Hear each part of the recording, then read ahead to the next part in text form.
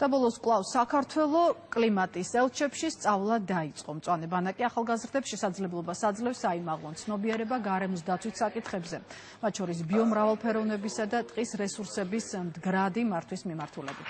50-ზე მეტი ახალგაზრდა კონკურსის საფუძველზე შეირჩა.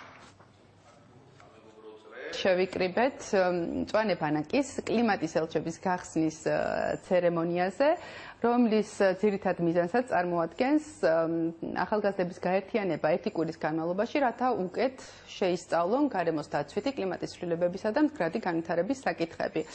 მწვანე ბანაკი ხორციელდება გარემოს დაცვითი ინფორმაციისა და განათლების ცენტრის და პროგრამის კლიმატის ცვლილებებით გამოწვეული კატასტროფების რისკების შემცირების ფარგლებში. ბანაკის მიზანი არის გააღვიოს ახალგაზრდებში ცოდნა და ცნობიერება კლიმატის ცვლილებით გამოწვეული კატასტროფების მიმართ.